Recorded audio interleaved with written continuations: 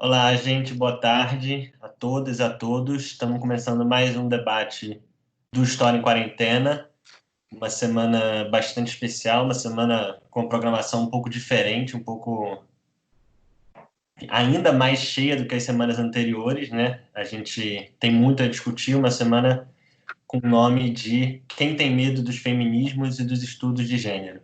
A gente, diferentemente das outras semanas, já inicia hoje, segunda-feira, com um debate.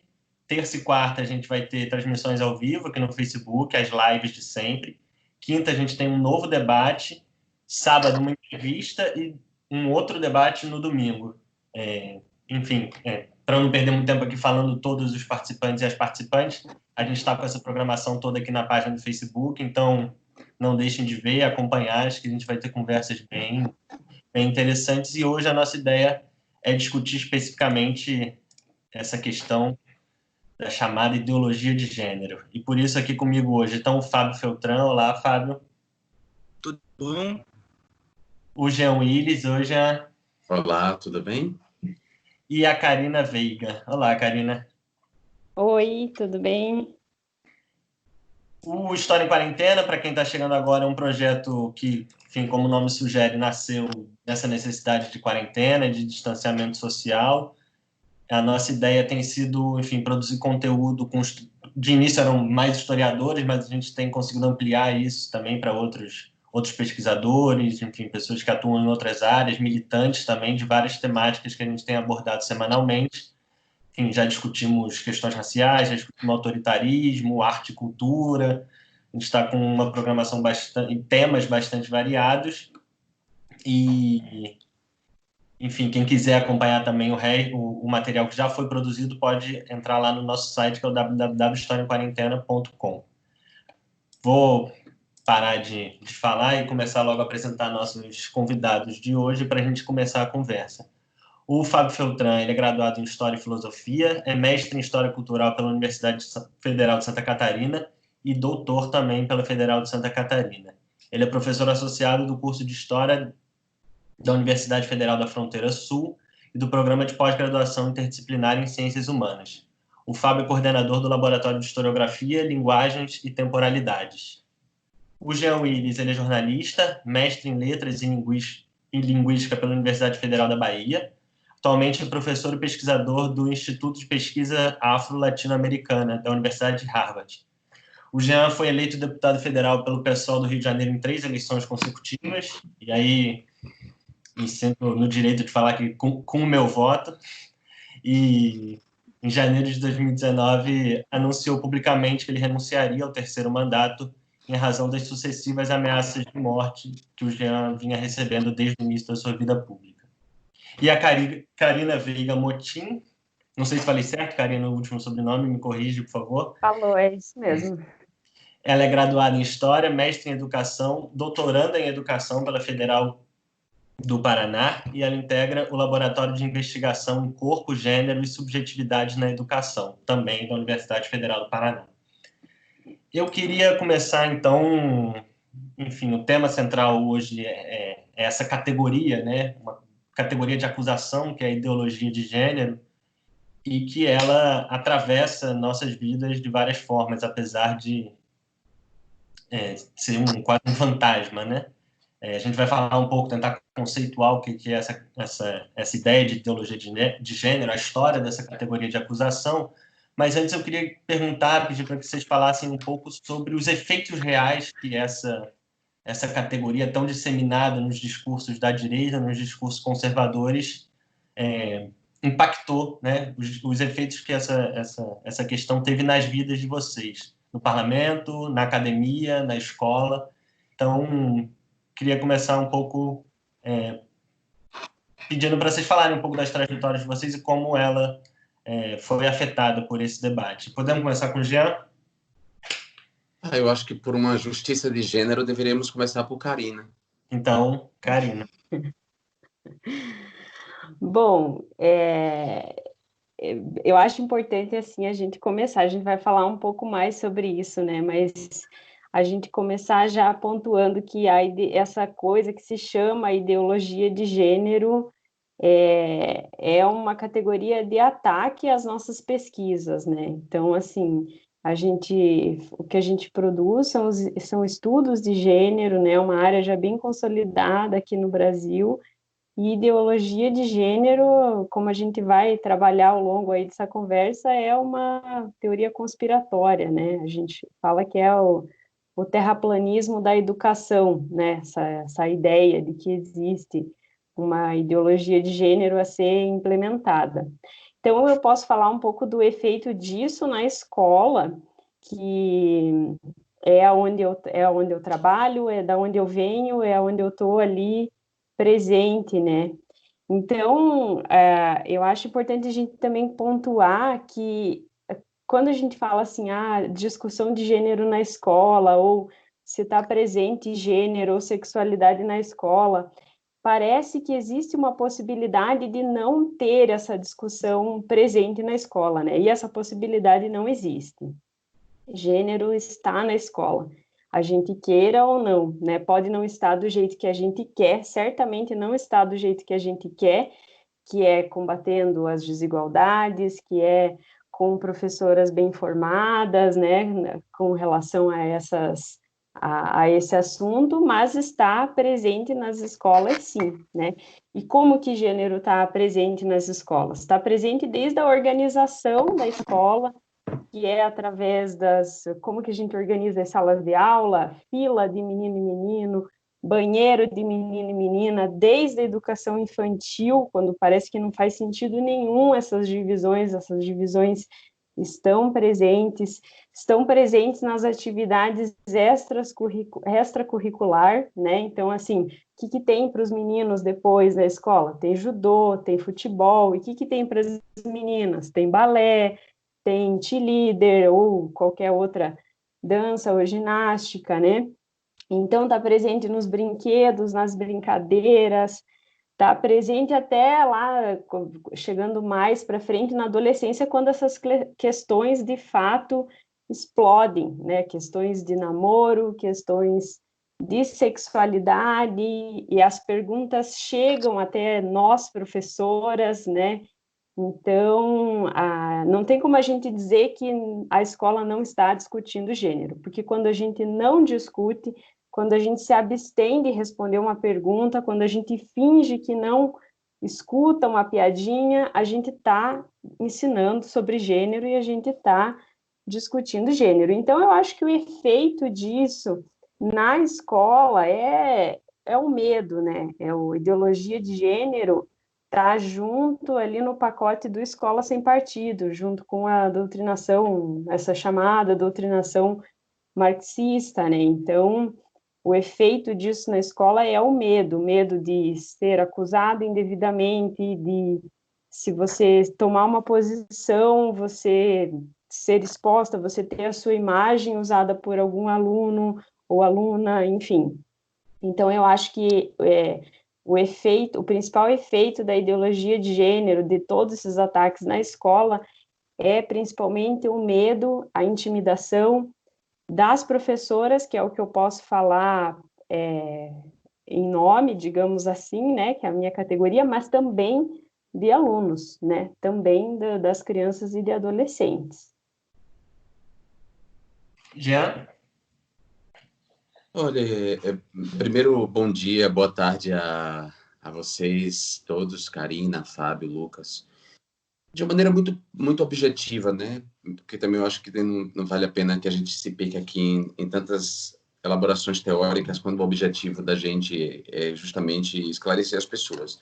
Eu acho que essa ideia, essa mentira, teoria conspiratória ou mentira, seja lá que termo a gente use para designar ideologia de gênero, o primeiro efeito que ela faz é uma confusão no vocabulário público, uma confusão na esfera pública, no vocabulário público, de colocar os estudos de gênero numa defensiva e de confundir no repertório, nesse repertório compartilhado, confundir os estudos de gênero com a ideia de uma ideologia, de algo que você ensina, doutrina. Então, produz essa primeira confusão. Essa confusão ela não é neutra, quer dizer, você confundir estudos de gênero com ideologia de gênero, ao ponto da imprensa, por exemplo, no Brasil, utilizar esse termo de maneira equivocada, incorporar no jornalismo a expressão ideologia de gênero, que é mistificadora, mentirosa, para designar os estudos de gênero ou ativismo militante da comunidade LGBT, por exemplo, é uma prova dessa confusão que ela já faz. Essa confusão pública tem um efeito prático, que é interditar todas as políticas educacionais inclusivas. Toda a política de combate ao bullying na escola, motivado por questões de gênero ou de sexualidade de gênero, passam a ser acusadas, passam a ser interditadas. E quando essas políticas inclusivas de combate a uma violência na escola como essa é interditada, você na verdade, afeta o direito universal à educação. Você alija um contingente da população do direito humano à educação. Porque se você não pode frequentar a escola por você encarnar um gênero policiado, por você encarnar um gênero que não corresponde, certo? Numa tradição, numa certa linguagem, numa divisão histórica de papéis de gênero, você é violentado, você é xingado, não só pelos colegas de classe, mas pelos professores, né? Enfim, então eu acho que a ideologia de gênero, essa mentira, ela tem esse efeito. No meu caso, particularmente, né, eu era acusado de ser o pai da ideologia de gênero quando deputado federal, porque eu era um deputado que, na minha agenda legislativa, incluía, fazia parte da minha agenda legislativa um conjunto de projetos de leis e políticas públicas que ampliavam o espaço da cidadania para populações ou grupos sociais que estavam excluídos dela. Então, a comunidade LGBT, que mais, essa sopa de letra que só vai aumentando, dada a todas as reivindicações identitárias dentro dessa comunidade, e, claro, a agenda também do feminismo, como, por exemplo, a legalização do aborto, ou o parto humanizado, ou o enfrentamento à violência obstétrica. Então, todos esses assuntos que dizem respeito às desigualdades de gênero, e aí compreendidos mais que dois gêneros, como a gente até pouco tempo nos relacionávamos ou buscávamos nos relacionar a partir de dois gêneros muito fundados na divisão do sexo. Quer dizer, considerando essa multiplicidade de gêneros, essa era a ideia, né? Você ter um conjunto de políticas públicas e de leis que incluíssem. Então, por causa disso, por causa dessa tentativa de uma justiça social, que era também uma justiça de gênero, de uma equidade, eu era acusado como pai de ideologia de gênero.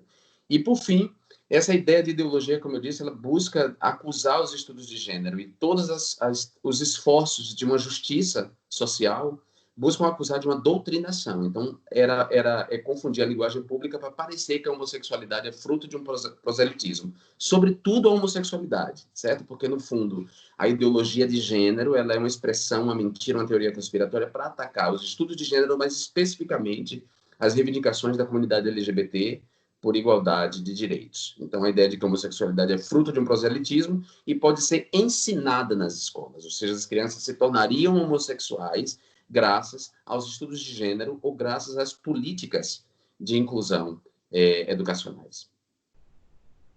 Fábio?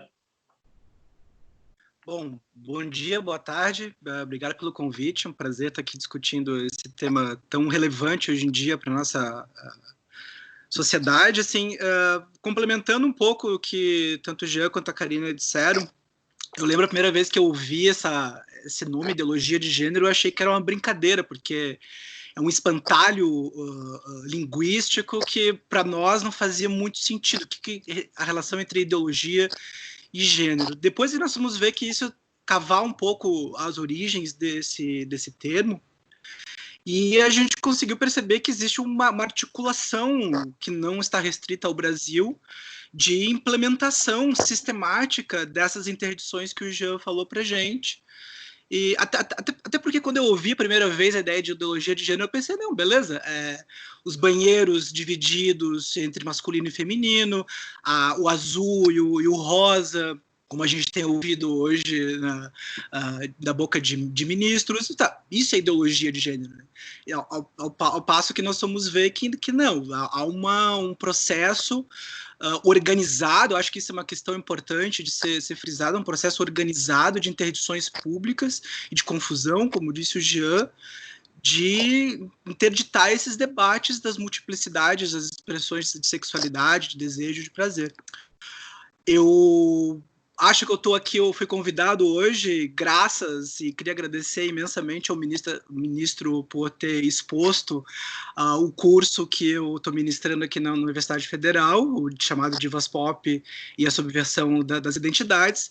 A repercussão que isso teve nacionalmente me colocou em lugares em que eu poderia falar mais sobre essas questões de igualdade de gênero, diversidade sexual, questões relacionadas ao racismo, às interseccionalidades, e é muito curioso porque não só quando aconteceu essa exposição pública que eu tive, aí todo o conjunto de ameaças, inclusive de agressões físicas, isso gerou um espaço para que nós pudéssemos falar ainda mais sobre questões queer, questões de gênero, questões de sexualidade. Eu lembro, só para citar um caso, quando teve a censura do Queer Museu em Porto Alegre, no Santander Cultural, curiosamente, essa interdição, que ali já estava muito claro, esse projeto dessa extrema-direita brasileira de interditar as sexualidades,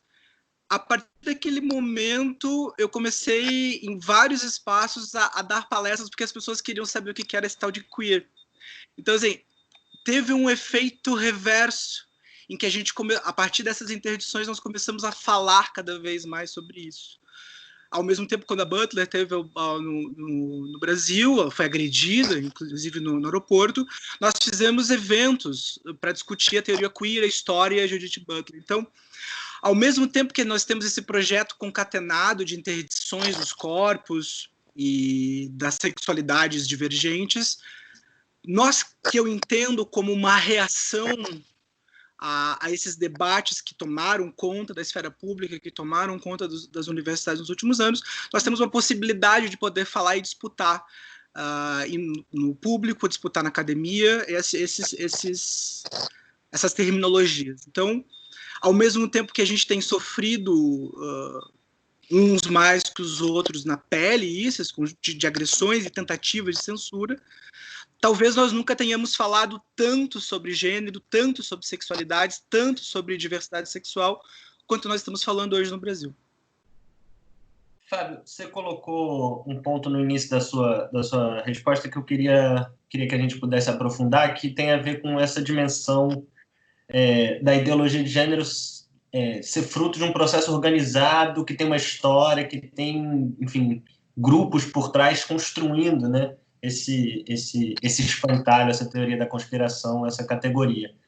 Queria, então, pedir para vocês desenvolverem um pouco isso. Qual a história dessa categoria? Quando, onde ela surge, como ela chega no Brasil? E acho que também com isso a gente consegue desenvolver um pouco mais o que é essa tal de ideologia de gênero que vocês já começaram a apresentar nessas primeiras respostas. Você pode começar, Fábio? Posso começar? Jean? Posso começar? Claro. Não, porque eu pensei que você ia falar, aí eu entendi já, e era Fábio, na verdade, você falou. Não, mas pode começar. Esses são os problemas dessas novas tecnologias, né? Elas ajudam, mas tem sempre esses atrasos de voz e som mais tranquilo. Mas tá ok, assim, a minha voz está chegando corretamente? Tá bem, tá ótimo. Tá bom.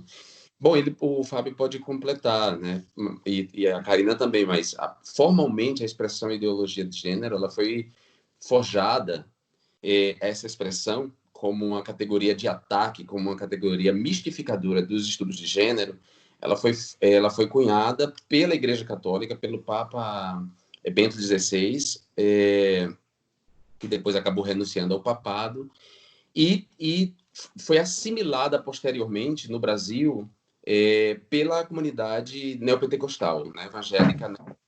A categoria, ela surge, essa expressão, ela surge ali na direita católica, defojada pela direita católica, e depois é assimilada no Brasil e em outras partes do mundo, porque tem uma articulação, o Fábio falou de maneira muito correta, uma articulação internacional de extrema-direita, digamos assim, uma internacional de extrema-direita, muito orientada pelos Estados Unidos, pelo Steve Bannon nos Estados Unidos, o Tea Party, toda a direita católica, ou toda a direita cristã americana, que embora haja divergências entre a direita cristã evangélica e a direita católica, a direita cristã católica, eles comungam, eles convergem nesse ataque aos avanços e às conquistas feitas pelo movimento feminista e pelo movimento LGBT. Então, esse termo ideologia de gênero, ele busca atacar as reivindicações do movimento feminista, as reivindicações do movimento LGBT e antes atacar os estudos,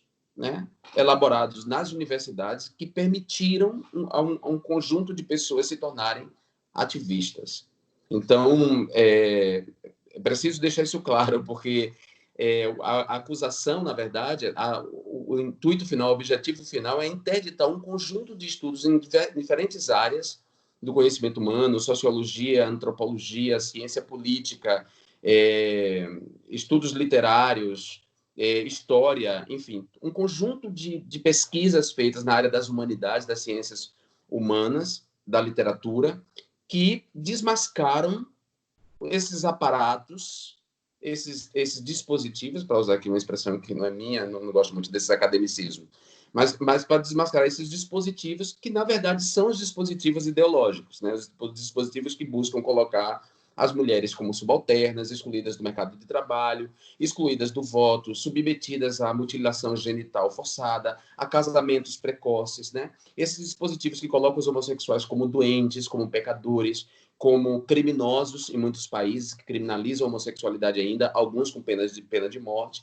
Então, o conjunto de estudos de ciência produzida nas universidades, nas instituições de ensino superior, nas fundações, e que tem formado ativistas, pessoas livres, quer dizer, esses conjuntos de estudos passaram a ser atacados com essa acusação de serem ideológicos, quando, na verdade, o que há de ideológico é justamente essa divisão dos papéis de gênero baseado na divisão dos sexos, e, portanto, interditando ou negando e eliminando mesmo os corpos, as identidades que são desviantes, para usar aí a expressão que o Fábio usou. Dissidentes, desviantes e dissidentes, como as pessoas trans, as pessoas travestis e transexuais, as mulheres que não correspondem a esses papéis de gênero impostos a elas secularmente, ou as mulheres masculinizadas, como gostam de dizer. Enfim, essa é uma breve história desse termo ideologia de gênero. Claro. Acho que tem uma questão também nisso, nessa articulação internacional, que nós do Brasil, a gente esquece que está inserido sempre num universo maior, né? E eu estou cada vez mais convencido de que essa articulação internacional, na criação desse espantalho chamado ideologia de gênero, está relacionado direto com um termo que está um pouco gasto, mas que eu acho que a gente precisa, e acho que ontem ficou muito claro isso, que é a emergência desses neofascismos. Acho que está muito claro que a gente tem um movimento que é de extrema-direita, que é neofascista, e uma das características muito centrais dos fascismos, seja o fascismo histórico, seja essa versão mais contemporânea, que parece estar articulada realmente com o Tsujan, com o Steve Bannon, que é a paranoia, como muito bem diz o Safatli, e uma paranoia com relação ao controle dos corpos. É preciso que a gente lembre que uma das primeiras coisas que aconteceu na Alemanha nazista, no contexto dos anos 30, foi a destruição do Centro de Estudos da Sexualidade da Universidade de Berlim. Berlim, no início dos anos 30, dos anos 20, era uma espécie de grande centro de debate sobre as sexualidades e um momento muito rico de debates acadêmicos e dos movimentos. E o corpo, as dissidências sexuais foram duramente atacadas pelos regimes fascistas. E não é à toa que a gente tem visto isso no Brasil. Eu realmente me perturba um pouco quando as pessoas falam que quando deputados ligados à base desse governo ou ministros mais, digamos assim, lunáticos expõem os seus impropérios com relação a gênero, que isso é uma espécie de cortina de fumaça. Eu acho que isso é antes, e se tem uma verdade sobre isso, é que isso é um projeto. desses governos fascistas. É só a gente ver o que está acontecendo na Hungria hoje em dia. A Hungria usou, o primeiro-ministro da Hungria usou a desculpa do estado de emergência da pandemia para interditar que as pessoas trans pudessem fazer a cirurgia de redesignação. Então, assim, é importante que a gente entenda que esse espantalho moral articulado está ligado diretamente a um padrão paranoico dos fascismos e uma necessidade de instaurar uma homogeneidade no corpo social. Porque se tem uma questão que define os fascismos, seja o histórico, seja o fascismo contemporâneo, é isso um pouco do que um filósofo que eu gosto muito, que é o Roberto Espósito, fala de imunidade e a relação entre imunidade e comunidade. Existe um conjunto de grupos que está tornando doente a comunidade. Então, vamos salvar a comunidade desses impuros. Então, os corpos desviantes, as sexualidades dissidentes seriam justamente essa ameaça. E por isso esse espantalho, essa interdição dos debates que se avolumaram nos últimos anos na América Latina e no Brasil, que são os debates de gênero. Karina? Eu acho que o Jean e o Fábio já colocaram bem, assim, o que está no centro, né, dessa discussão sobre a ideologia de gênero, né, eu gostaria, acho que só de acrescentar, talvez, uma questão. Lucas, você está me ouvindo? Acho que caiu. Sim, eu não estou vendo mais, acho que o Jean e o Fábio. Eu estou te vendo. Ah, tá. Desculpa, vou continuar então. Eu acho que às vezes a internet, quando fica ruim, o Skype faz isso, mas na gravação fica tudo certo. Ah, tá bom, desculpa. Só tem problema quando cai uma pessoa para todos, aí a gente precisa parar e recomeçar, mas por hora acho que dá para seguir. Tá bom. Bom, então, como eu estava falando, acho que eu gostaria só de acrescentar alguns aspectos, assim, mais históricos, né? Na minha pesquisa de mestrado, eu retomei um pouco dessa história para estudar aqui o Plano Estadual de Educação, né? A retirada das questões de gênero do Plano Estadual de Educação do Paraná, que seguiu aí uma orientação do Plano Nacional de Educação, que foi aprovado em 2014, e também a maioria de estados e municípios no país aí seguiram a mesma linha, né, tirando a palavra gênero, né, tirando inclusive gênero alimentício, né, dos documentos, assim, é um pânico à palavra mesmo, se dá um procurar, você não acha gênero de nada, assim, no documento, né. Enfim, mas o que eu gostaria de acrescentar sobre essa questão, então, da história é alguns documentos importantes que têm sido usados nas pesquisas aqui no Brasil sobre gênero, que dizem como que isso chegou até aqui, né? Então, tem uma nota divulgada pela Conferência Episcopal Peruana, que é de 1998, se você colocar lá no Google, nota Conferência Episcopal Peruana, ideologia de gênero já aparece, e ali é um documento bem conciso, e ali está tudo, assim, bem resumidinho, o que eles consideram ser a ideologia de gênero, né? Então, é importante, assim, quando o Jean coloca que é uma coisa que nasceu, né, dentro da cúpula da Igreja Católica, e, de fato, foi assim, uma reação contra essa emergência de gênero, né, em conferências da ONU.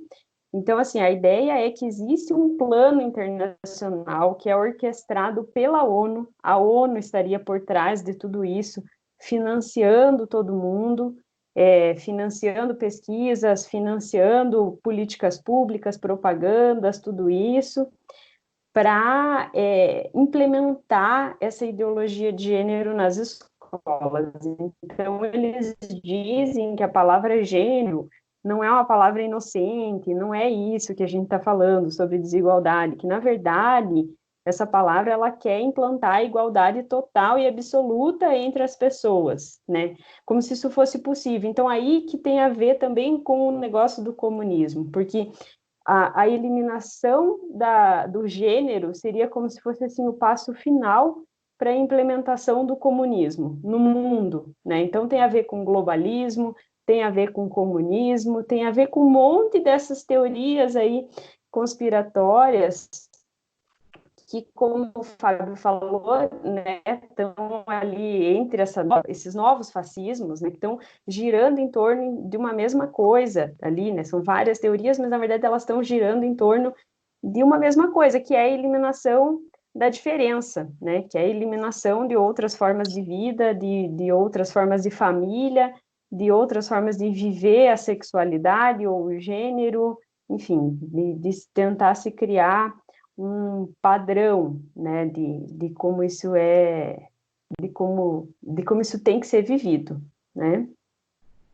E, Karina, você estudou na sua dissertação, como você acabou de falar para a gente, uma apropriação bastante local desse debate que é global, sobre o qual a gente está conversando aqui. Queria, então, perguntar para vocês exatamente isso. Assim, quais são os atores sociais e políticos que operam no Brasil e que trouxeram esse debate para cá, espalharam esse debate na sociedade? Acho que vocês já mencionaram um deles, né, que tem papel fundamental nisso, né, que são em determinados setores neopentecostais, o Jean mencionou na resposta dele, mas queria também perguntar de forma bastante clara também qual o papel do Bolsonaro enquanto parlamentar nesse processo, né, que também acho que tem uma relação bastante intensa aí. Karina, pode começar? Posso. Bem, assim, como eu falei, esses documentos eles foram trazidos aqui para o Brasil, então tem uma certa teorização, né, digamos assim, por trás, principalmente dos católicos que traduziram esses documentos, que veicularam essas notícias. Então, quando eu comecei a pesquisa lá em 2015, antes de Bolsonaro se eleger presidente, mas enfim, ele já estava atuando nessa causa aí como parlamentar há muito tempo, né? As principais notícias que circulavam, que eram compartilhadas, eram de sites católicos, um setor da Igreja Católica bem específico, né, que é esse setor mais tradicionalista e mais fundamentalista, né, se a gente pode dizer assim. E também foi apropriado pelos evangélicos, que acabaram sendo aí os principais impulsionadores desse tema nos últimos anos, né? E acho que do Bolsonaro enquanto parlamentar, talvez hoje eu possa falar um pouco melhor, né? Mas tem uma relação muito íntima aí, né? Com a Escola Sem Partido, até mesmo com a proposição do Escola Sem Partido inicialmente no Rio de Janeiro, né? Que foi uma lei assim praticamente encomendada, né? Por eles e que acabou se espalhando pelo Brasil inteiro. E no caso aqui do Paraná, então, acho que não só daqui, mas do país inteiro, essa discussão chegou com tudo em 2015, quando foi aprovado o Plano Estadual de Educação, né? Então, no plano estadual, no plano municipal, que em 2014 foi aprovado o Plano Nacional, e aí já teve uma discussão sobre a retirada da palavra gênero. E daí teve até 2015 para ser aprovados os planos municipais e os planos estaduais. Então, deu aquela confusão imensa nas assembleias legislativas, nas câmaras municipais, era protesto de um lado, protesto do outro, era gente que queria tirar a palavra gênero, e nesse imbróglio aí acabou que praticamente sumiu essa palavra de todos os documentos que foram aprovados. Inclusive, tem uma cidade aqui de Paranaguá, aqui do litoral, que desde 2015 tinha uma lei que tinha colocado como uma lei adicional no plano de educação, na mesma época, essa questão da ideologia de gênero, que só foi derrubada praticamente esse ano, né, pelo STF, pelas decisões aí de alguns ministros do STF. Então, teve em Paranaguá, teve em Londrina, teve em Foz do Iguaçu, que foi uma das cidades que também ganhou bastante notoriedade, que foi julgado no STF a inconstitucionalidade dessas leis, né? Então, é um debate global, mas que ganhou uma força local muito grande. Eu acho que isso tem que ser analisado em cada lugar, né? Sempre com esse olho assim no que está acontecendo no mundo, na convergência, porque tem uma convergência, mas também que efeitos que isso causa ali na prática de cada sistema de ensino, né? Sim. Fábio? Então, dentro desses atores, assim, eu acho que a gente precisa entender isso articulado numa espécie de constelação. Uma coisa que a gente esquece, e talvez a gente na universidade tenha feito pouco caso, foi o crescimento da importância dessa esfera pública digital e a importância de um ator específico nessa esfera pública digital, que é eu não vou falar o nome, mas enfim, o astrólogo exilado na Virgínia. Recentemente, um orientando meu fez um TCC sobre essa figura, e essas questões estão postas já nos livros dele dos anos 90, e que fica muito claro nesse último aí, que inclusive aparece nas lives de deputados, inclusive do próprio presidente. A força, inclusive, e eu vou reforçar disso, assim, essa paranoia, essa teoria conspiratória, que aí esses novos termos, essa nova língua surge, né? O globalismo, as conspirações ambientais e o próprio a própria significação que a palavra comunismo acaba ganhando, né? E de novo eu volto no que eu falei antes, assim, nessa hipótese de que a gente vive realmente um neofascismo, discursos neofascistas. Uma das palavras, das expressões muito usadas pelos nazistas nos anos 30 era bolchevismo cultural, para falar justamente das questões de sexualidade, das questões de igualdade. Não é à toa que a gente tem ouvido que todo esse debate em torno do gênero não seria outra coisa senão marxismo cultural, que também é outro espantalho conceitual, assim, que chega é risível, mas a gente precisa enfrentar. E isso tudo está posto nos livros e nos cursos do astrólogo exilado na Virgínia. Então a gente precisa também entender o impacto destrutivo e tóxico na esfera pública digital que essas figuras tiveram e se construíram à margem do debate público da universidade. E aí nos coloca, eu acho que inclusive o canal de vocês é uma tentativa disso, a gente talvez tenha acordado agora porque existe um desequilíbrio entre o que a gente tem produzido na universidade e os estudos de gênero e sexualidade realmente, com a expansão das universidades nos governos do Lula e da Dilma, e a expansão da pós-graduação, nós tivemos uma proliferação incrível de programas e pesquisas em torno das noções de sexualidade, igualdade de gênero e tal. Mas talvez nós não tenhamos conseguido comunicar com os outros públicos. O que tem, e aí acho que vocês já trabalharam isso nos debates sobre história pública, os públicos da história, falando da nossa disciplina, mudaram.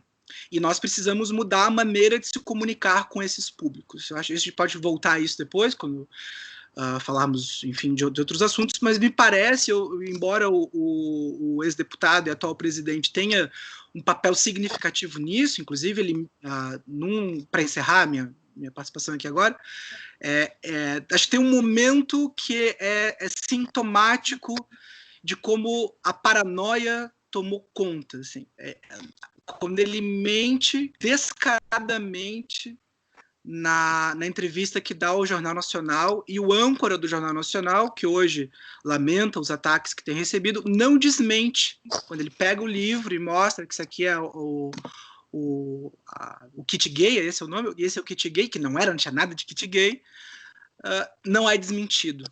Então, acho que ali é o ponto culminante de toda essa articulação, toda essa engenharia paranoica que tomou conta da sociedade brasileira.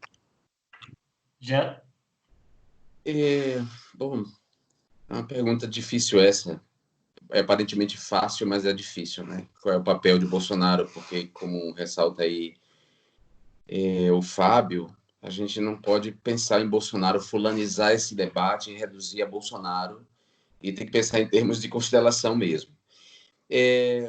A gente não pode fugir de uma afirmação que pode provocar incômodo em algumas pessoas, mas é uma afirmação da qual a gente não pode fugir. A homofobia, ainda que não essa palavra nem sempre tenha existido e os sentimentos que ela designa nem sempre tenham sido chamados dessa maneira, homofobia, essa aversão, né, aos modos de vida, às representações de determinadas expressões da sexualidade. A homofobia está no fundamento das religiões monoteístas, certo? Da mesma maneira que não há patriarcado sem as religiões monoteístas, não há homofobia sem as religiões monoteístas. E de lá para cá, desde que elas emergem como instituições organizadas que vão dialogando e formatando, transformando outras instituições, né? De lá para cá, o embate tem sido esse, né? Entre vencer esses valores e avançar no sentido de garantir cidadania e direitos humanos dessas pessoas que essas religiões tentam desumanizar. Estou dizendo isso indo para longe, porque a gente não vai entender, por exemplo, o que aconteceu na Alemanha dos anos 30, na Itália, em todos os lugares onde houve expressão do fascismo, e antes desses movimentos políticos assim designados, todas as ondas de violência contra a comunidade sexual, aos dissidentes sexuais, essa comunidade sexo-diversa, né? Essa é uma longa história que passa pela Inquisição, como a Inquisição tratou os sodomitas, né? Essa expressão sodomitas, que vem de Sodoma, numa referência a Sodoma e Gomorra, e, portanto, as duas cidades bíblicas supostamente destruídas por causa da permissividade sexual, enfim. A gente tem que resgatar essa história para entender como é que esses movimentos autoritários que emergem de maneira cíclica na história tomam a sexualidade e promovem a ansiedade sexual como forma de mobilizar os preconceitos e as pessoas, e a maioria, contra essas minorias. Então, a Igreja Católica, que é uma das instituições dessas religiões monoteístas, sempre se colocou com aproximações e recuos, com aberturas e fechamentos, sempre se colocou contra as reivindicações dessa comunidade, certo? E a Igreja Católica sempre, e as religiões monoteístas sempre foram mais ou menos cúmplices desses movimentos autoritários, né, que emergiram e emergem na história. Então, nesse sentido, Bolsonaro faz parte desse contínuo de violências. Bolsonaro, ele é pessoalmente homofóbico, uma figura abjeta, asquerosa. Ao mesmo tempo que ele é homofóbico, ele é assombrado pelo espectro da homossexualidade. É incrível como o espectro da homossexualidade, como o coito anal, a relação entre dois homens assombra a figura de Bolsonaro e como ele reage com essa homofobia. Ele era pessoalmente homofóbico, mas ele não tinha isso como uma bandeira legislativa. Ele era um deputado que defendia, que conseguiu se inserir na esfera pública e no sistema político, defendendo os interesses dos militares, das viúvas dos militares e dos militares, reivindicações salariais. Ele que já havia sido, inclusive, reformado compulsoriamente por causa dos envolvimentos dele com atos terroristas durante o processo de abertura política do Brasil, no final da ditadura militar. Ele que já havia sido reformado compulsoriamente, se tornou porta-voz das reivindicações dos militares, de baixa patente e das viúvas dos militares. E assim ele se insere na vida pública e assim ele permanece no parlamento, até que, a partir de 2011, com a minha chegada no parlamento como deputado federal e como alguém que vocalizava as reivindicações desse segmento da população excluído, marginalizado, difamado, que é essa comunidade sexo-diversa de dissidentes sexuais, Bolsonaro encontra ali um novo, por causa da homofobia pessoal dele, encontra ali um novo espaço de atuação, um novo nicho para o qual se dirigia essa extrema-direita homofóbica, religiosa, e que não era só os católicos de extrema-direita. Quer dizer, ele começa a se dirigir a toda a comunidade cristã homofóbica, e aí as igrejas neopentecostais. E em torno da figura dele começa, então, a se plasmar, né, essas forças de extrema-direita começam a se plasmar em torno da figura dele, porque ele não tinha filtros, ele não tem superego, no sentido...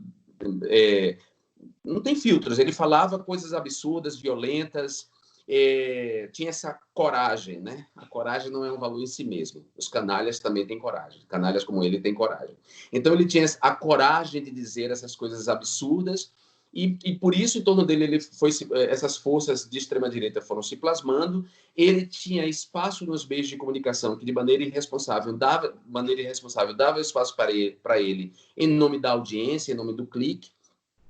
O Fábio trouxe esse elemento que também não pode ser desprezado de forma nenhuma. Longe disso, a gente tem que observar a emergência das novas tecnologias da comunicação e da informação e precisamente das mídias sociais, que começam a ganhar força justamente a partir de 2010, né, as mídias sociais. A extrema-direita se insere muito mais rápido nesses espaços, ao contrário do que a gente pode chamar de as esquerdas, ou centro, ou o campo de centro-esquerda, e ele, então, vira essa figura que começa a vocalizar, notadamente a partir de 2014 e com mais força em 2016, depois do golpe contra a presidenta Dilma Rousseff, ele passa a ser essa figura que vocaliza de maneira muito clara esse discurso, essa mistificação, essa mentira, essas teorias conspiratórias, essa paranoia, que sim, está presente nos livros de Olavo de Carvalho. E eu vou dizer o nome desse canalha, porque é preciso dar nome aos canalhas. Está nos livros de Olavo de Carvalho, que é um mistificador de extrema-direita, né? Então, um mistificador mesmo, que é alguém que não tem formação em filosofia e que cita de orelhada os filósofos, deturpando de maneira deliberada a filosofia desses filósofos. Então, eu preciso dizer que esse canalha, esse mistificador, esse charlatão, é o ideólogo dessa extrema-direita iletrada, burra, que encontrou encontrou nas mídias sociais o seu meio de formação. Né? São pessoas que nunca leram livro, nunca leram os filósofos citados por Olavo de Carvalho, mas que aprenderam, entre aspas, sobre esse filósofo assistindo esses vídeos mistificadores e essas mentiras. Então nesse sentido que Bolsonaro tem o papel de Bolsonaro é esse hoje, como um vocalista dessa mentira chamada ideologia de gênero, né? Aí tem as outras figuras da constelação. A Damares, essa figura que beira a psicose, né? Eu acho que o comportamento dela é o comportamento de uma psicótica mesmo. O Weintraub, o Ernesto Araújo e todos esses discípulos dessa seita, né? Que o bolsonarismo é uma seita, mas antes o guru dessa seita não é o Bolsonaro, ele só dá nome. O guru dessa seita é o Olavo de Carvalho. Fábio e Jean trouxeram essa dimensão das redes sociais com muita centralidade, e aí queria partir disso para a próxima pergunta, que é... Enfim, por que vocês acham que, quando a gente está falando de fake news, de ataques, de ódio, de, enfim, formas de difamação, essa dimensão do gênero e da ideologia de gênero, da chamada ideologia de gênero, tem tanta centralidade? Assim, o que é isso que causa tanto medo nesses setores conservadores, nessa parte da sociedade, a ponto de, enfim, aqueles que operam profissionalmente essa estrutura de disseminação de fake news saberem que aí está um elemento central para coordenar qualquer campanha de ataque, né? Enfim, Jean, acho que viveu isso, talvez tenha sido a primeira pessoa a sofrer esses ataques coordenados com essa dimensão sendo central, né? Aí, até a gente chegar nas eleições, onde, por exemplo, você tem aí, né, esse caso quase caricato da mamadeira de piroca. Mas por que isso está sempre no meio das fake news e desse ataque de ódio? O que é isso que causa tanto medo? Olha, as fake news, elas são meu objeto de estudos aqui na Universidade de Harvard. Não só porque me interessa essa nova forma de mistificação, de revisionismo histórico e de negacionismo, mas porque eu fui vítima, sou vítima das fake news, né, desse esquema de fake news no Brasil.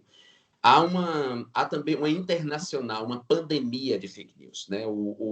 A disseminação, a produção e disseminação de fake news no Brasil, ela não está dissociada da produção e disseminação de fake news em outros sistemas políticos, né? Ou em sistemas políticos de outros países. Há uma conexão entre esses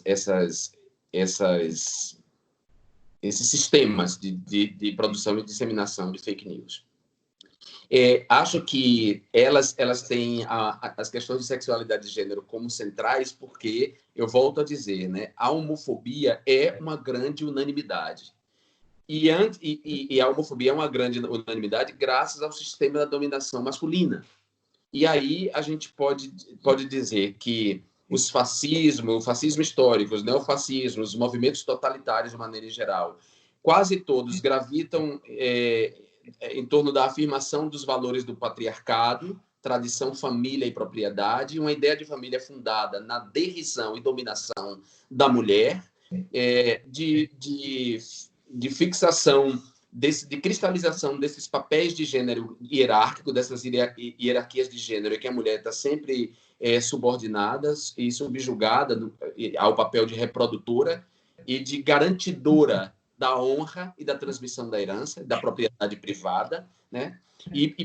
Portanto, os homossexuais tratados aí nesse sistema como desertores desse patriarcado e, ao mesmo tempo, ameaça a esse sistema, né? E toda a reivindicação que o feminismo e o movimento LGBT trazem em torno de igualdade de gênero e, se você pensar numa coisa muito simples, o casamento igualitário. A ideia do casamento igualitário não é só o casamento entre duas mulheres e entre dois homens. O casamento igualitário traz um modelo de casamento que também subverte essas hierarquias que o casamento tradicional traz. Então, sendo a homofobia a grande unanimidade, o ódio aos homossexuais é o que une pessoas de classes distintas, pessoas de religiões distintas, pessoas de formações distintas, pessoas de etnias distintas. A comunidade negra afrodescendente, e aí eu vou dizer porque eu sou parte dela, meu pai é preto, sou filho de um casamento interracial, a comunidade negra pobre, os pobres em geral, dos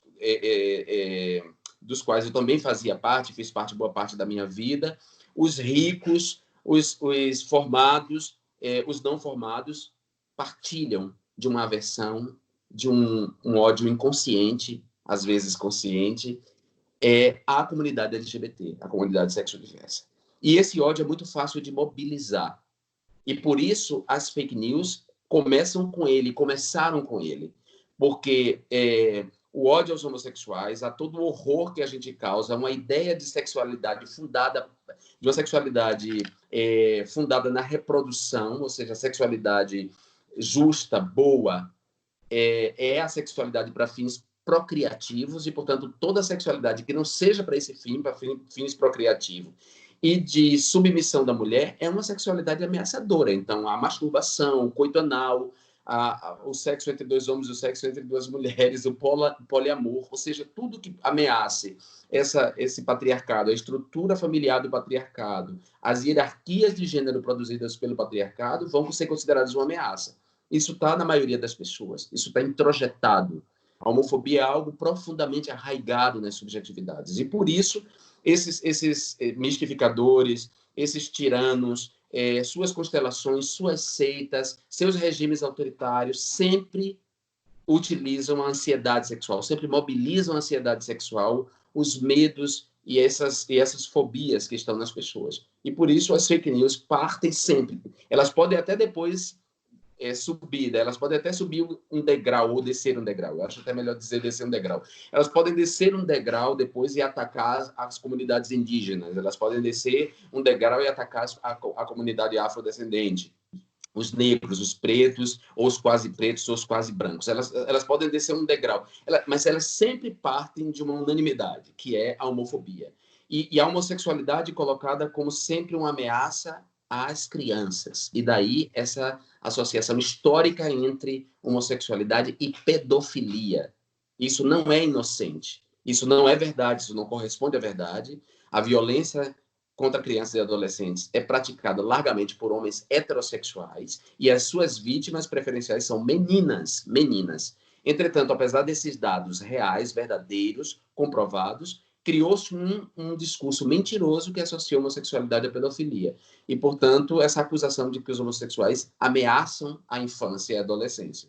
E aí, todas as pessoas que têm filhos, né, criam seus filhos, amam seus filhos, têm preconceitos em relação à homossexualidade e são mobilizadas, portanto, por meio dessas mentiras e dessas fake news. Karina?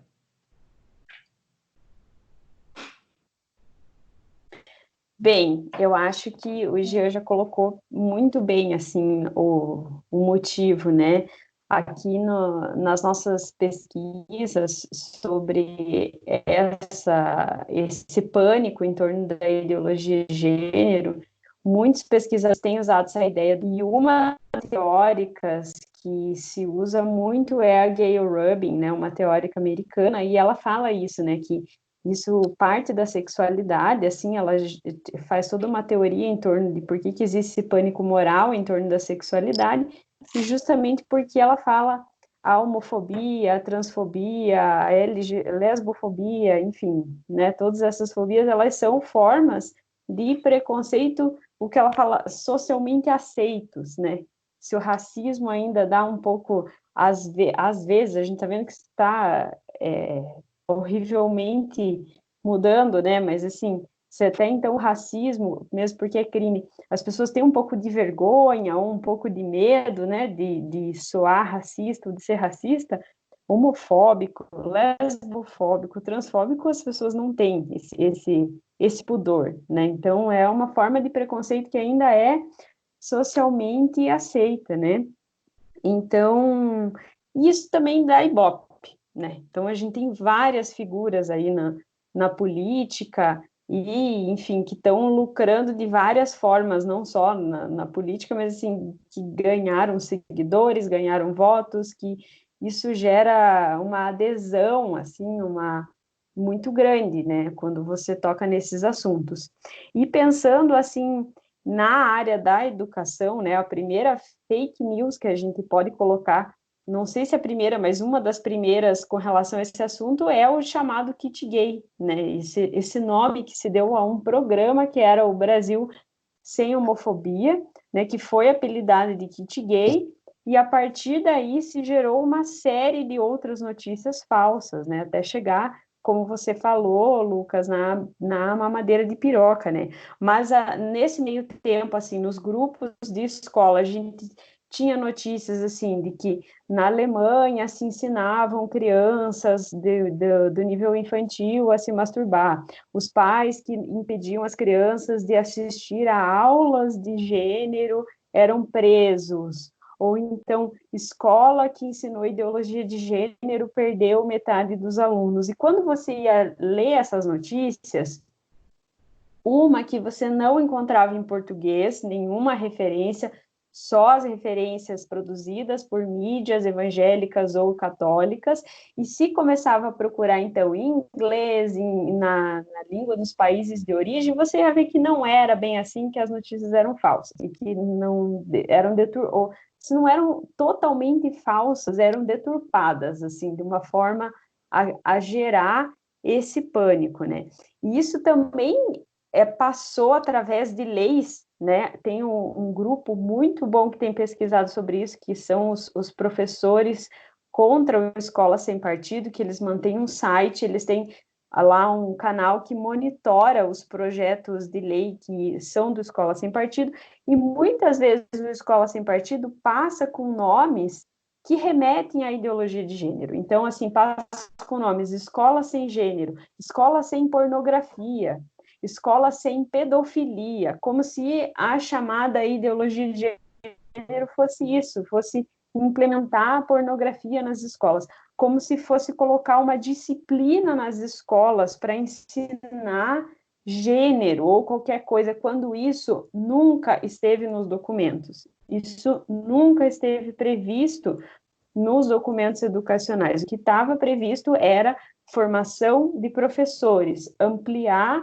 a formação de professores e colocar, por exemplo, disciplinas dentro do currículo de pedagogia e de licenciaturas que trabalhassem melhor essa questão da diferença, da diversidade, dos preconceitos e das violências nas escolas, que até os dias de hoje a gente não tem essa disciplina como uma cadeira obrigatória, né? Então, aí é que foi o efeito dessas fake news, foi justamente esse retrocesso na legislação educacional para a gente avançar nesse combate a essas desigualdades que já foram muito bem colocadas aqui. Fábio? Então, eu acho que o Jean e a Karina trouxeram esses elementos dessa estrutura homofóbica e como que isso acontece nessa disseminação de fake news, eu queria trazer um outro elemento com relação às fake news, que assim, tem um filósofo trans francês chamado Sam Bussier. O Sam ele afirma que é impossível a gente fazer política queer contemporânea sem lutar contra o neoliberalismo.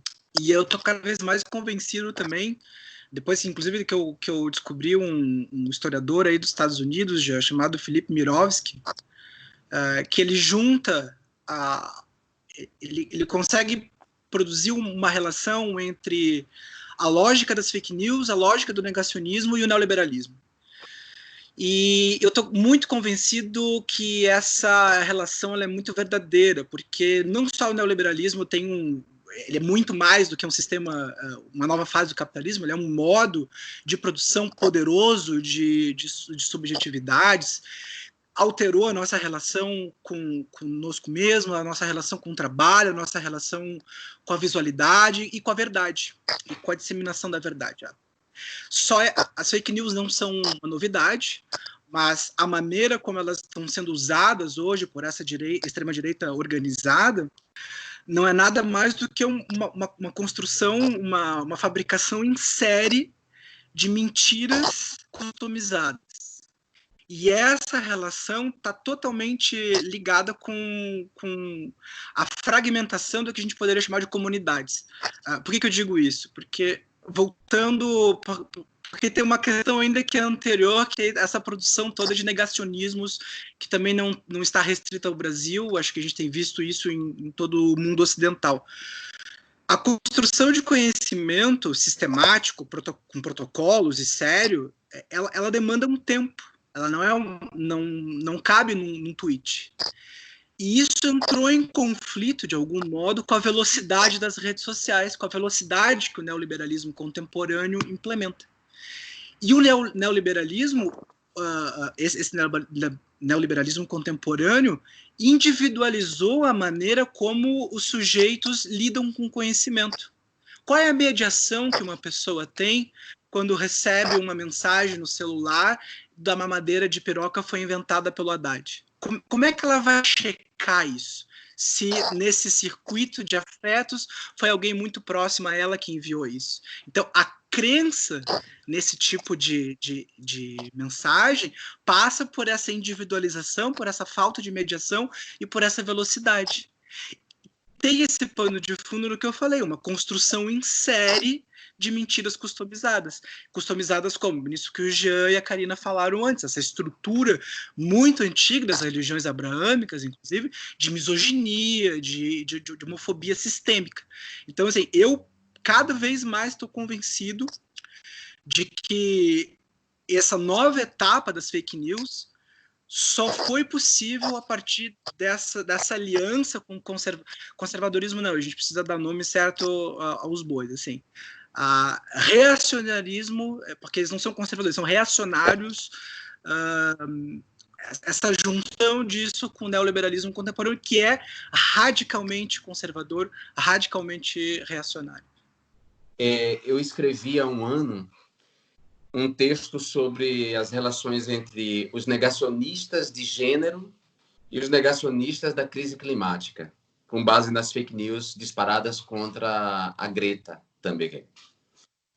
Há uma relação nisso, e eu não conhecia esse autor, porque eu trabalho exatamente nessa chave. Essa é a chave da minha pesquisa, mostrar que as fake news elas são a convergência, o ponto de convergência ou o entroncamento, o nódulo dessas redes de negacionistas históricos, de negacionistas de clima, de revisionistas, e tem a ver com essa racionalidade neoliberal. Inclusive, eu uso num texto que eu escrevi, que não foi publicado ainda, mas para a Universidade de Leiden, que eu digo, inclusive, que as fake news abriram um novo mercado, e elas são um tipo de especulação da verdade, como é a especulação financeira, né? Quer dizer, é uma especulação da verdade ao ponto de... A especulação da verdade de uma mentira ao ponto da verdade mesma desaparecer, quase, né? As fake news, elas trabalham com o elemento da verdade. Elas nunca são absolutamente uma mentira.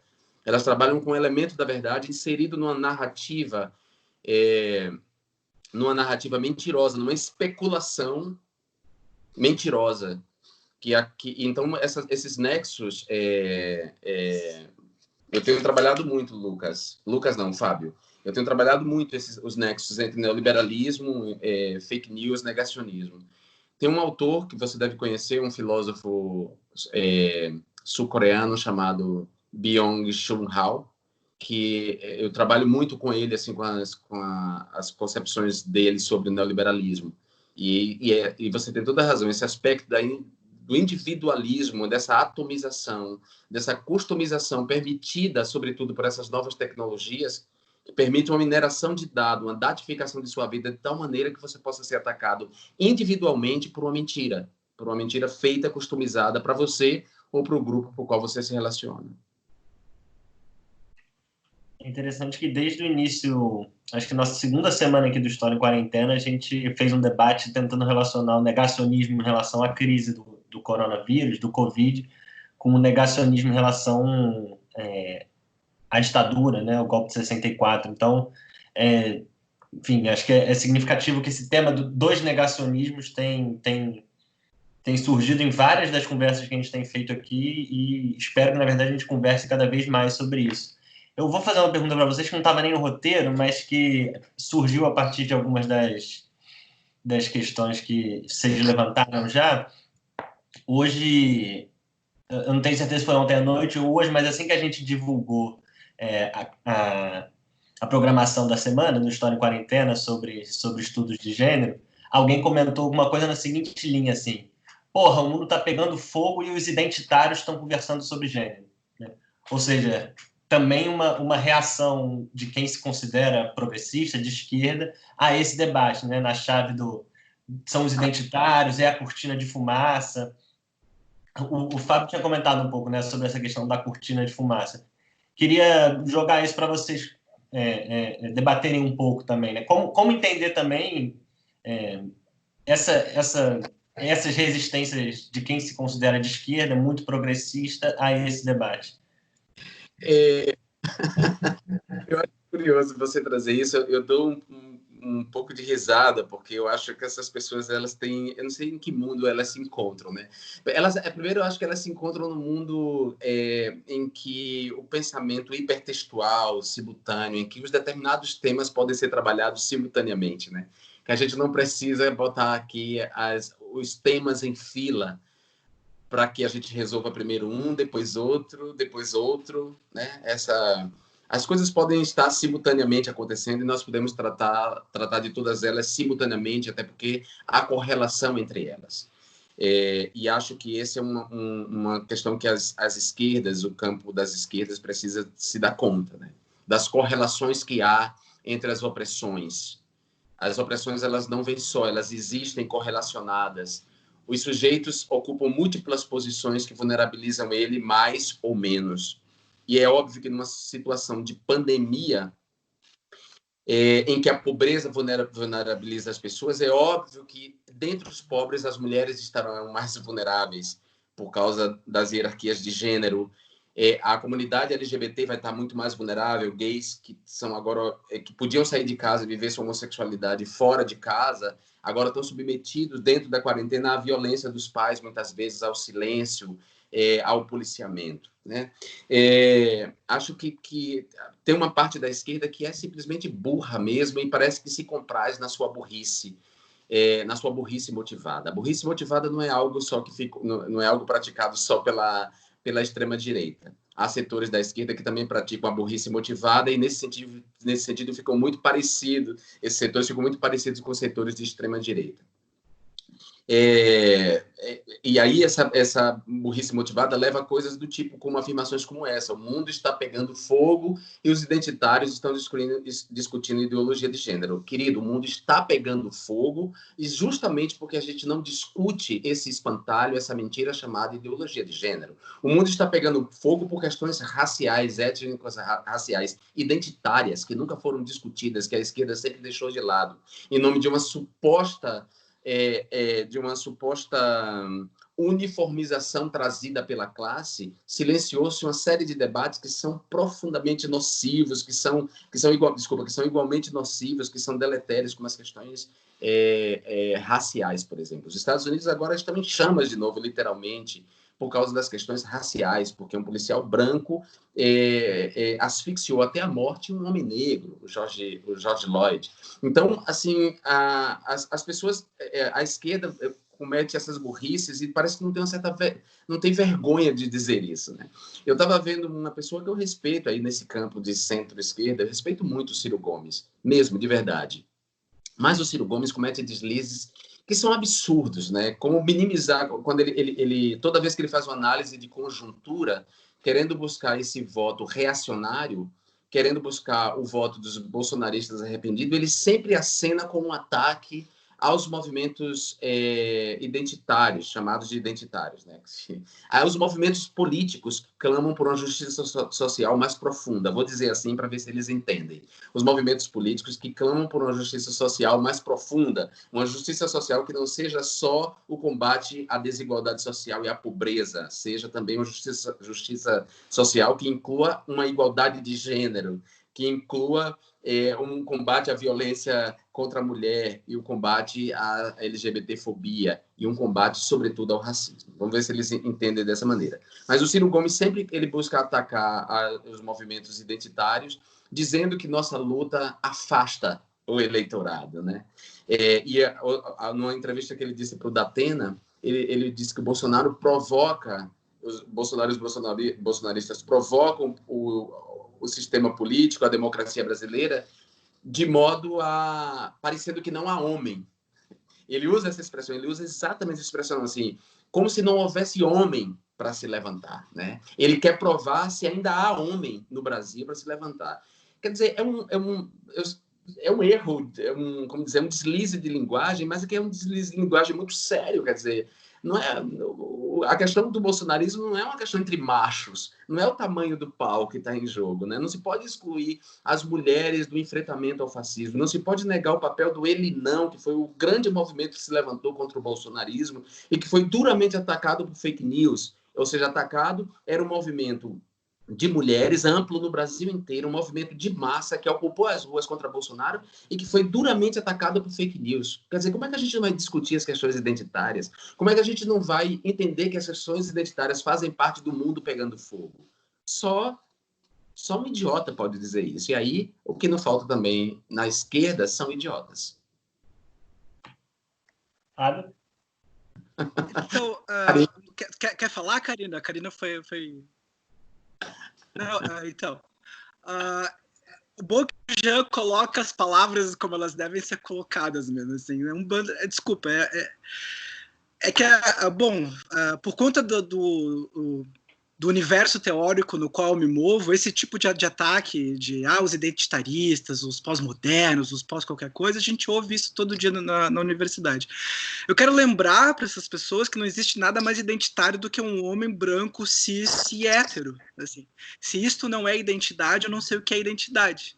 Eu gosto muito de usar, e essas pessoas que acham que a classe social está acima de qualquer outra categoria, elas realmente são bastante colonizadas e não entendem o país onde elas estão.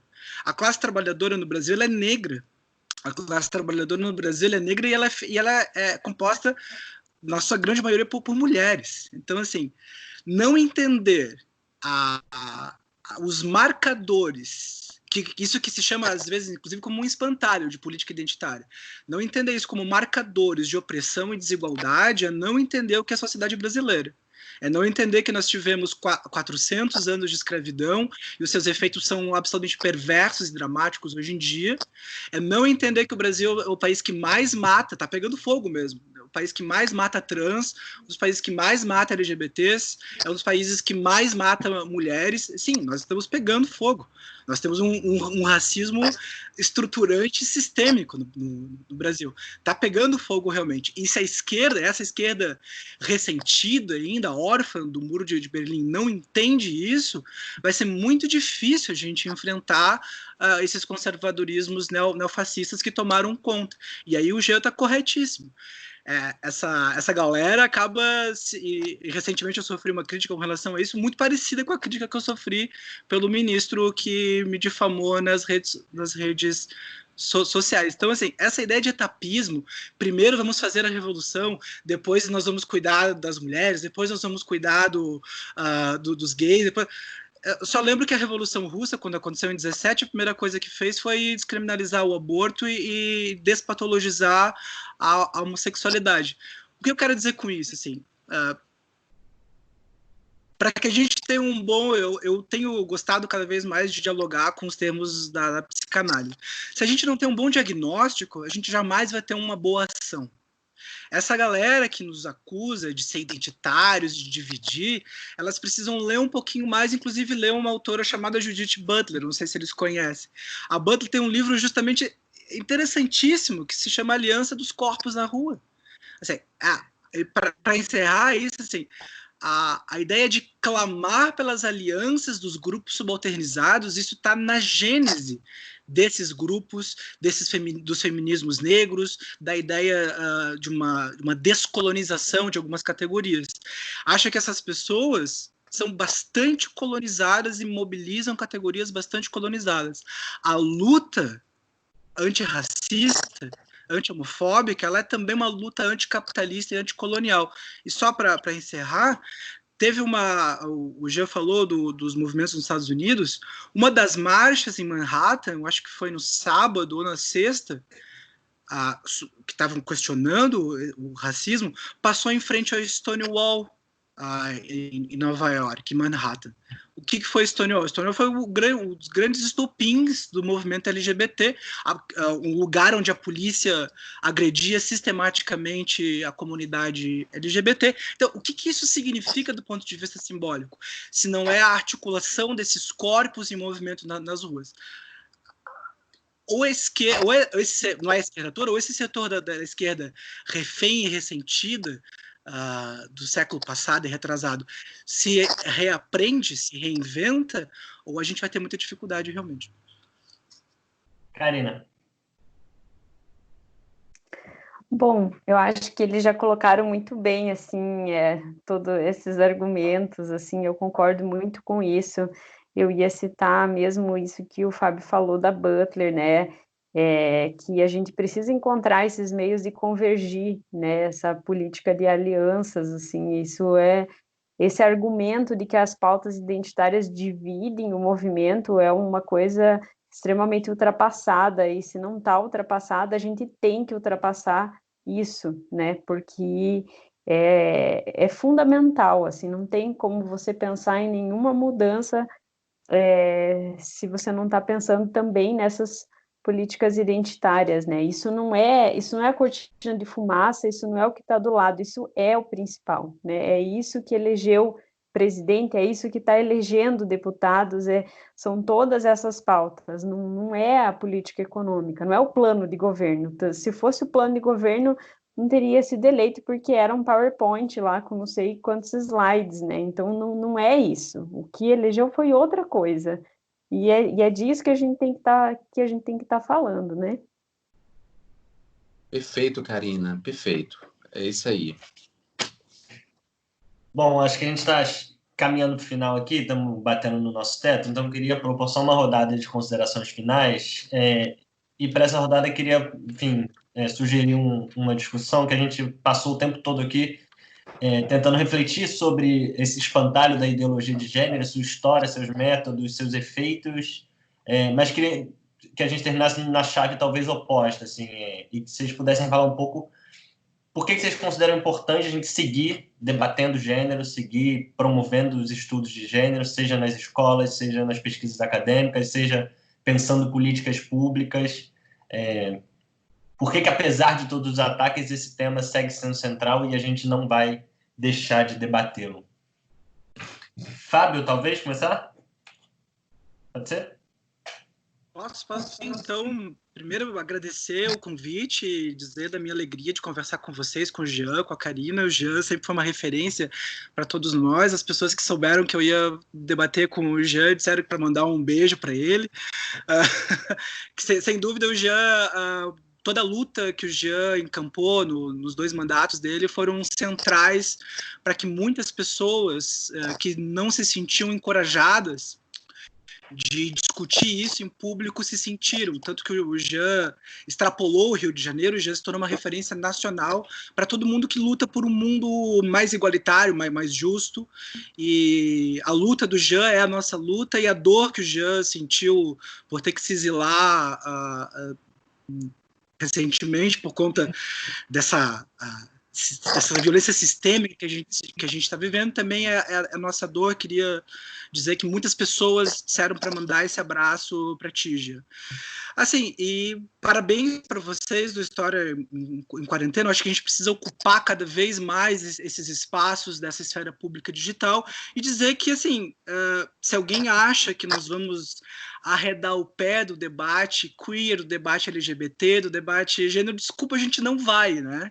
Esse debate veio para ficar nos movimentos sociais, veio para ficar na universidade, são discussões absolutamente refinadas do ponto de vista conceitual, do ponto de vista político, do ponto de vista do militante, e ninguém vai arredar o pé, porque eu gosto muito de uma frase assim: ninguém vai voltar para a cozinha, ninguém vai voltar para a senzala, ninguém vai voltar para o armário. Acho que esse é um lema que a gente tem que tratar o tempo todo. E do ponto de vista das pesquisas, assim, a gente trabalha no ensino e na pesquisa, e o gênero e o queer sempre foi algo paralelo, assim, na minha abordagem, porque eu entendo isso não como um estudo à parte, mas como centralidade daquilo que eu penso enquanto história, e por onde eu me movo também.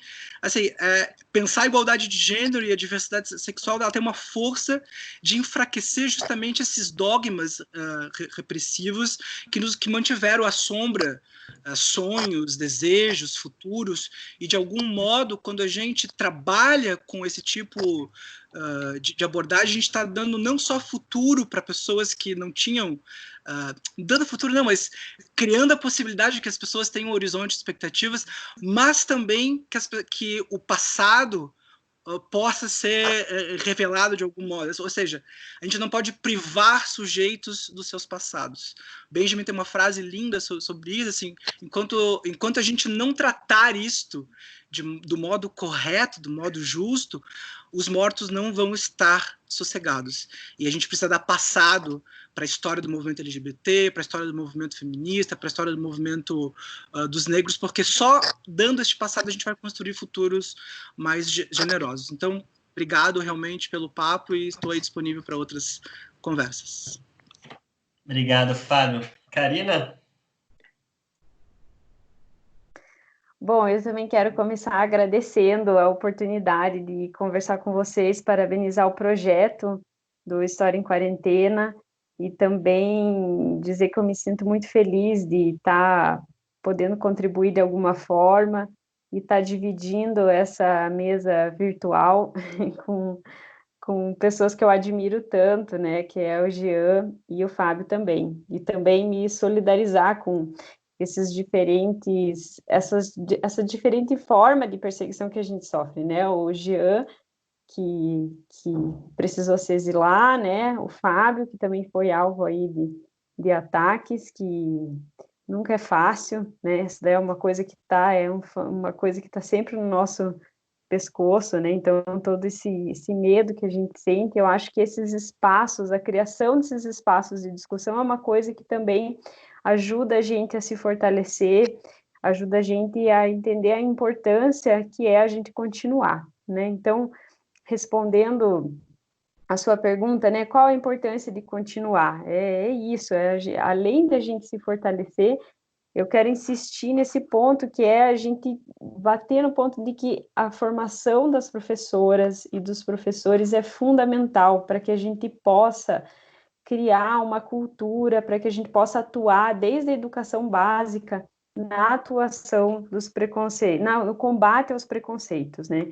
Então, quando a gente fala formação de professor, a gente quer dizer que quando tem um bullying na sala de aula, essa palavra maravilhosa que esconde uma palavra horrorosa, que é a violência, né? Então, quando acontece esse bullying na sala de aula, que a professora esteja preparada para atuar, saiba o que fazer, né, como combater isso e não dar aquela viradinha para o lado, aquela olhada de que, não foi comigo, fingir que não ouvi, isso acontece sempre, bola para frente, né? Isso daí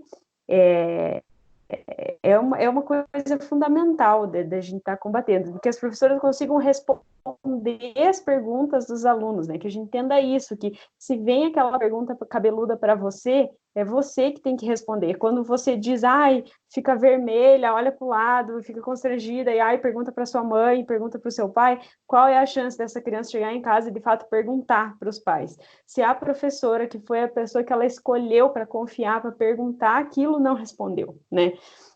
Ficou constrangida e não respondeu. Então, a gente não pode se esquivar. A gente tem que entender que quando a gente se esquiva, a gente está tomando uma posição que é a favor da discriminação, que é a favor da desinformação, que é a favor do preconceito, né? Então, a gente precisa muito estar batendo nessa tecla da formação das professoras, que isso tem que estar presente nos currículos.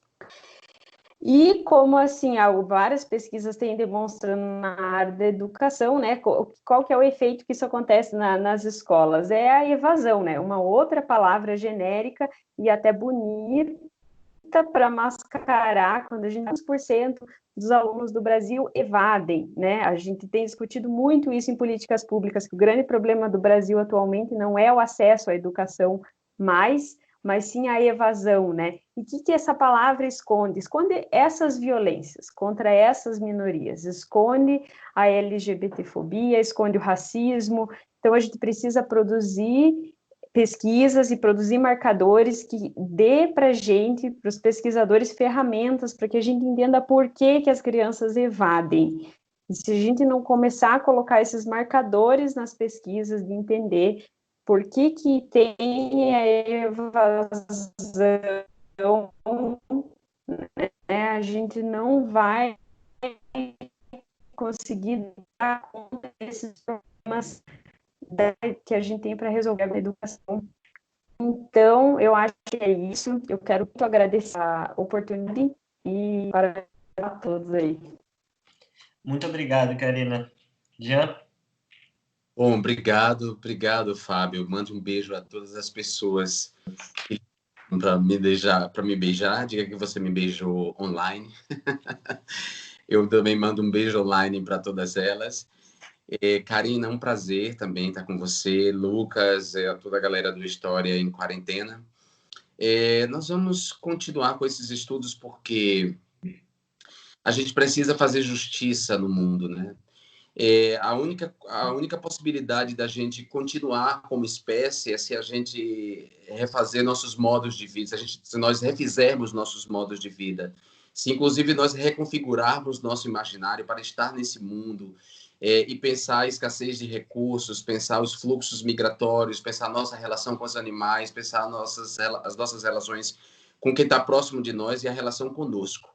E a gente não vai pensar essa relação sem a ciência, né? E a ciência não só as ciências naturais, as ciências médicas biológicas, também as ciências humanas. A pandemia de Covid-19, todo o terror que nós vivemos, toda a proximidade da finitude, todos os medos que essa doença causaram, mostraram a importância da ciência e do conhecimento contra o charlatanismo, contra a mentira e contra a mistificação. Então, é fazendo ciência, produzindo conhecimento em todas as áreas, e aí nas áreas médicas e biológicas, mas também nas áreas sociais, antropologia, sociologia, estudos de gênero, estudos literários, certo? Pedagogia, ciência política, ou seja, todas as áreas. É a ciência, é o conhecimento humano, é a maneira, usar o conhecimento para refazer nossos modos de vida que vai permitir que a gente continue como espécie, que a gente dê futuro aos nossos filhos, aos nossos irmãos, a quem merece esse planeta depois de nós. Então, por isso, a gente não vai recuar. A gente não vai recuar. Como disse o filósofo Giordano Bruno, é melhor uma morte com bravura a uma vida sem combate. A gente pode morrer lutando, mas a gente vai morrer lutando por um mundo melhor. É isso. Por isso que os estudos de gênero têm que continuar. Obrigado a todos vocês. Bom, eu agradeço muito em nome da equipe do História em Quarentena ao Fábio Filtran, Jean Willis, Karina Motin. lembrar de novo que essa semana vai ter uma programação ainda mais extensa que as outras, então acho que a gente começou muito bem, acho que é um indício de que todos os debates serão enfim, incríveis e importantes. E é isso, falar para o pessoal que está acompanhando a conversa hoje, não deixar aí de se inscrever nas redes do História em Quarentena para também acompanhar os outros debates da semana e também das próximas semanas. A gente está no Facebook, no Instagram, no Twitter. Lembrar também que agora nossos programas todos estão em versão de podcast para quem, enfim, preferir esse formato. O História em Quarentena é um projeto coordenado pelos historiadores Carlos Trindade, Melanito Luatz, Natália Guerelos, Mariana Menezes, Paulo César Gomes e, por mim, Lucas Pedretti. Queria agradecer muito a quem está assistindo a gente e dizer que, enfim, até a próxima, seguimos juntos e tchau, tchau. Tchau.